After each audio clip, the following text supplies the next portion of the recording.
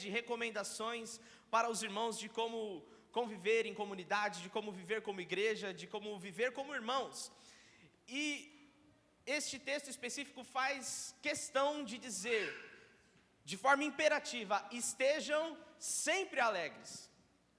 A Bíblia nos ensina a sermos alegres. Cristo e o Evangelho nos traz uma mensagem de alegria. Afinal de contas, a palavra Evangelho significa boas novas. Quem tem no coração as boas novas, quem tem no coração boa notícia, quem tem no coração boas expectativas e uma esperança completa, não tem como ser uma pessoa triste. E a Bíblia vai nos ensinar, estejam sempre alegres. E aí talvez você possa se deparar no seu dia a dia com situações em que isso se torna difícil de se fazer.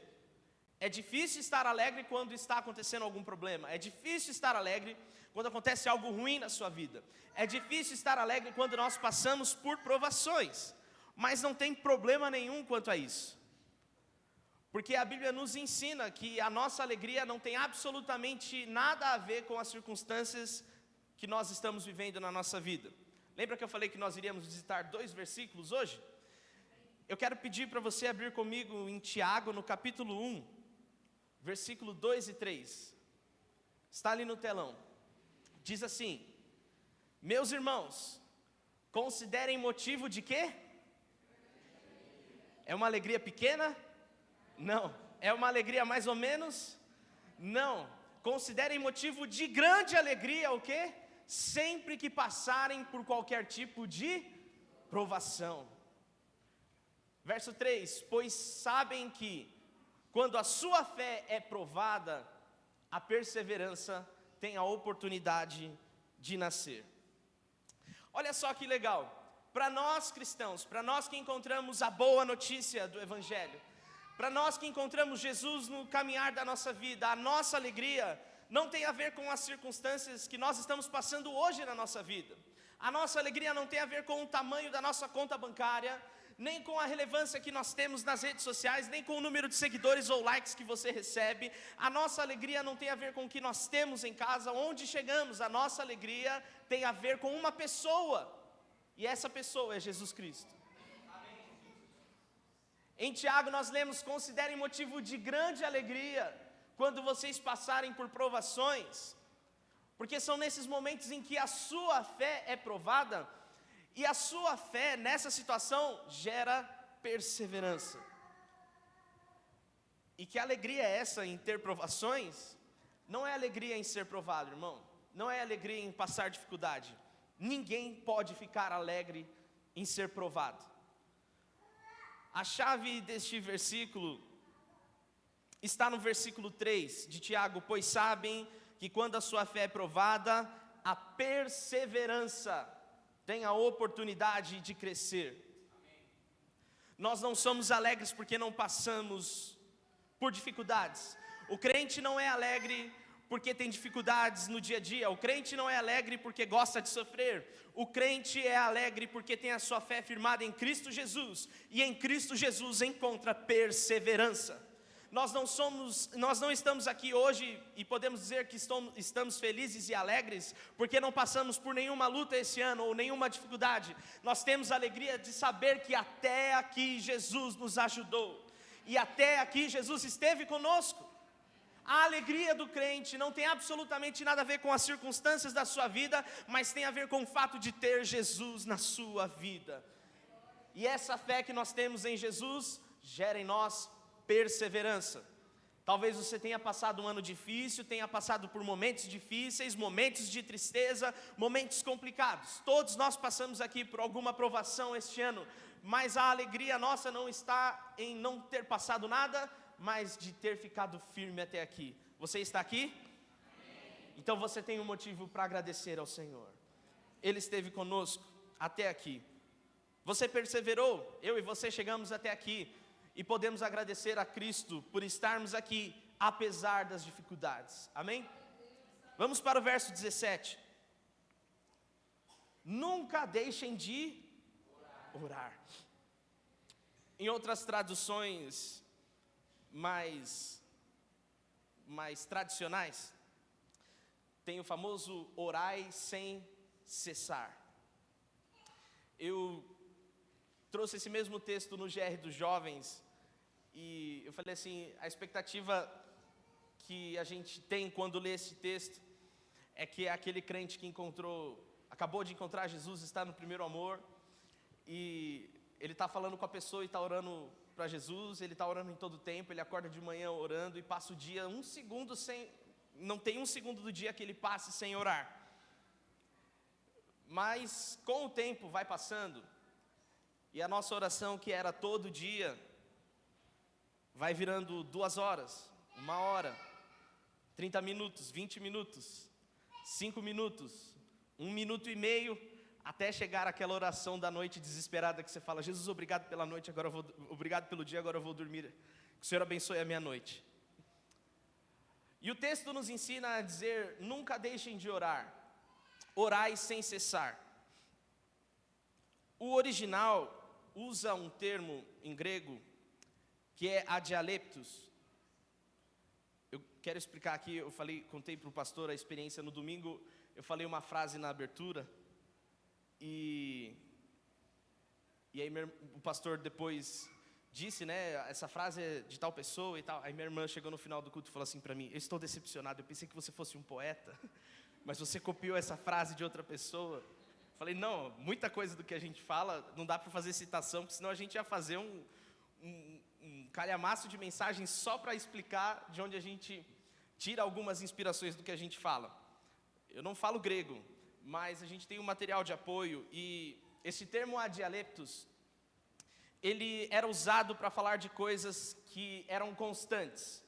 Por exemplo, quando os cobradores de impostos passavam, era sempre no mesmo dia, na data combinada, e eles não falhavam. Quando um inimigo era constante, olha, eles atacam de dia, à noite eles vão, preparam e montam outro ataque, eles não dão descanso. Poderia ser usado para uma tosse que nunca passa.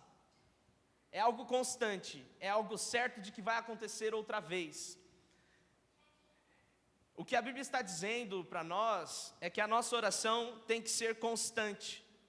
A nossa oração tem que ser ininterrupta. A nossa oração, apesar de nós não estarmos o tempo todo falando de forma em oração, apesar que tem alguns crentes que falam de um jeito tão crente que parece que ele está orando o tempo todo. A ideia aqui é que você ore com frequência, ore como a oração sendo parte do seu dia, ore com frequência, ore com intencionalidade. E nós temos exemplos maravilhosos na Bíblia de pessoas que tiveram vida de oração. E aí talvez se você tenha uma expectativa para o próximo ano, a importância de você orar e apresentar a sua vida a Deus, e de no ano que entrar você ter uma vida de oração, se você ainda não tem.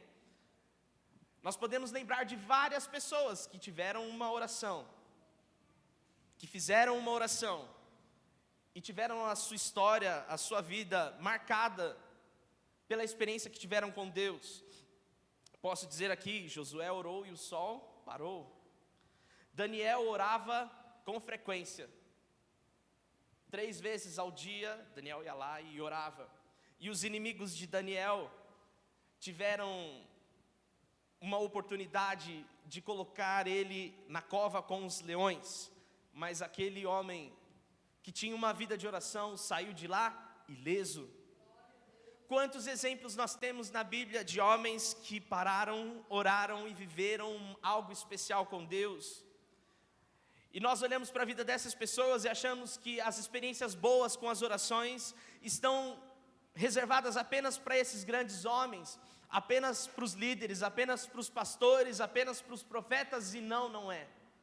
Tiago, de novo, capítulo 5, verso 17 e 18. Vocês lembram que Elias orou e o fogo desceu do céu, lembram? Olha o que a Bíblia nos diz. Elias era humano como nós, e no entanto, quando orou insistentemente para que não caísse chuva, não choveu durante 3 anos e meio. A Bíblia faz questão de enfatizar que, apesar de serem homens escolhidos por Deus, e de serem pessoas especiais e marcantes, homens abençoados e direcionados exclusivamente por Deus para conduzir o povo. Eles eram como eu e você, seres humanos. E eles tiveram as suas experiências magníficas e maravilhosas em meio à oração. E se existe algo que nós não podemos deixar passar ainda este ano, é de orarmos. E continuar orando, insistentemente, sem cessar. A nossa oração precisa ser contínua. Nós precisamos orar pelas nossas famílias, porque o mundo e o nosso inimigo têm tentado destruir as nossas casas. Nós precisamos orar pelo nosso trabalho, porque é Deus que nos abençoa, e eu sei que existem muitas bênçãos para nós no próximo ano, e nós precisamos orar por isso. Nós precisamos orar e apresentar a Deus o nosso ministério, porque o Senhor todos os dias tem acrescentado pessoas novas aqui a este lugar, e essas pessoas precisam ser bem cuidadas, bem assistidas, e nós só podemos fazer isso por meio da oração. Nós precisamos orar, porque se nós não orarmos, nós nos distanciamos de Deus, e o nosso coração está mais propício ao pecado. Existem 1000 motivos para eu e você continuarmos orando sem parar. Amém? Amém? E eu vou seguindo para o final. Hoje nós vamos ter um tempo separado para oração. Então, aquela meta de terminar no horário foi encurtada hoje. Verso 18 de 1 Tessalonicenses: sejam gratos em todas as circunstâncias, pois essa é a vontade de Deus para vocês em Cristo Jesus. O versículo está dizendo para a gente ser grato em algumas circunstâncias? Não. O versículo está dizendo para sermos gratos em todas as circunstâncias.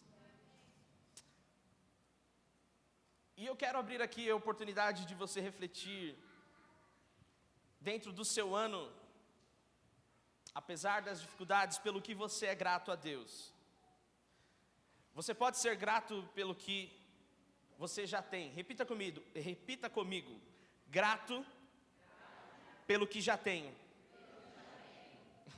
Hoje impera de forma constante, principalmente nas redes sociais e propagado por pessoas influentes, que você precisa ter o próximo, ter a nova, ter o novo, para se sentir uma pessoa satisfeita e grata.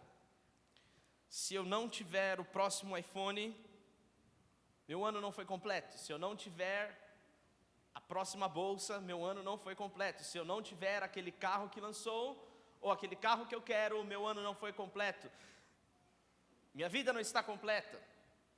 E a verdade é que esse pensamento humano da sociedade em que nós vivemos, de uma sociedade baseada em consumo, precisa ser controlado em nosso coração por Cristo.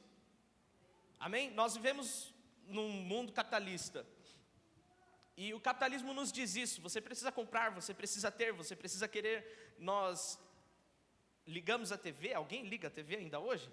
Não, né? A gente abre o celular e vai passando no Instagram e tem uma propaganda de algo que você deveria comprar, e todo esse desejo que é criado no nosso coração, muitas vezes toma conta dele. E às vezes não conseguimos ver valor naquilo que nós já conseguimos e já alcançamos. Grato pelo que já tenho. Grato pelo que Jesus já me deu. Grato pela família que eu tenho. Grato pelo teto que eu durmo.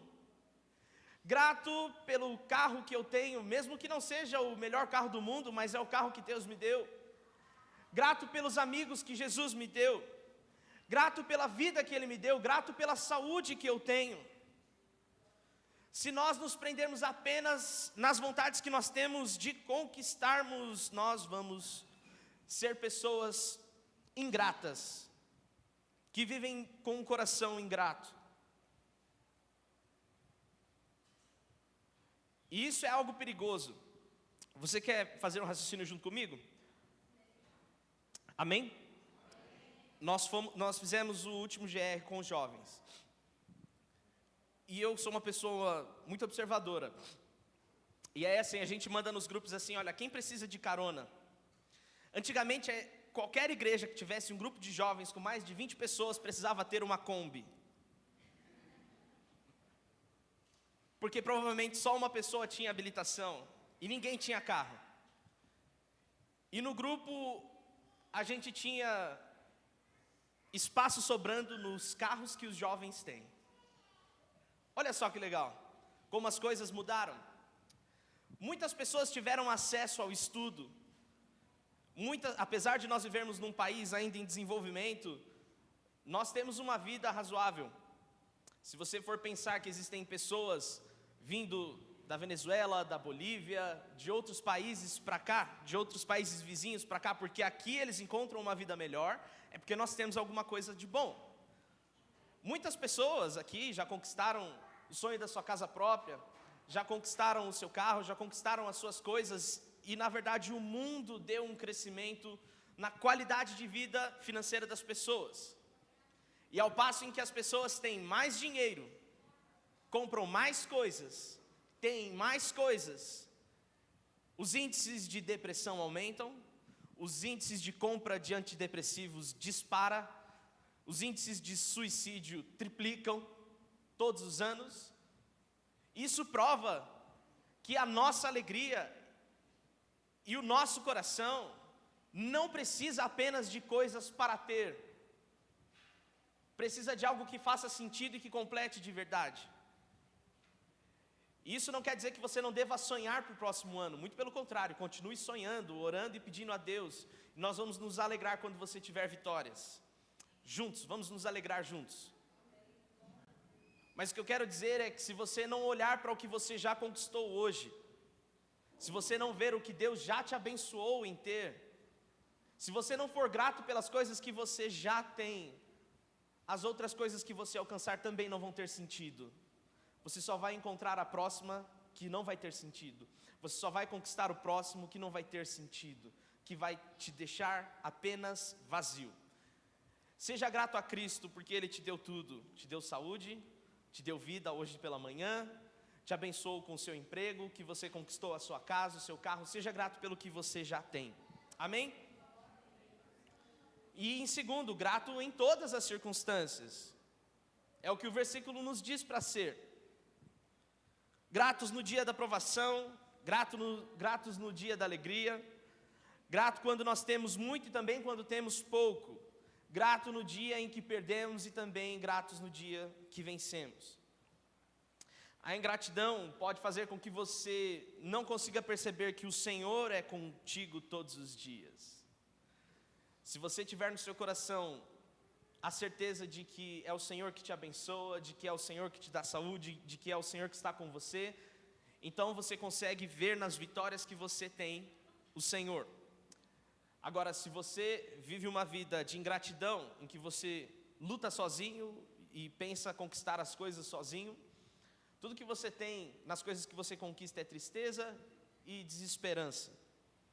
Mas aquele que é grato vê o Senhor todos os dias te abençoando. Você quer ver o Senhor te abençoando todos os dias no próximo ano? Não posso dizer que você vai terminar todos os dias bem, mas eu posso dizer que todos os dias vão ser bênção, porque o Senhor é contigo, porque o Senhor é conosco, porque nós acordamos pela manhã, oramos e sabemos quem é o nosso sustento, porque nós levantamos de manhã, oramos e sabemos quem abençoa a nossa casa, porque nós levantamos de manhã e sabemos quem é que nos inspira a seguir o próximo dia, mesmo em meio à dificuldade. Não posso te prometer que vão ser dias fáceis no próximo ano, mas eu posso te garantir, vão existir muitas coisas pelas quais nós seremos gratos. Amém? Grato pelo que já temos e gratos em todas as circunstâncias. Amém? Se coloque de pé, nós vamos orar apenas para encerrar este tempo da palavra.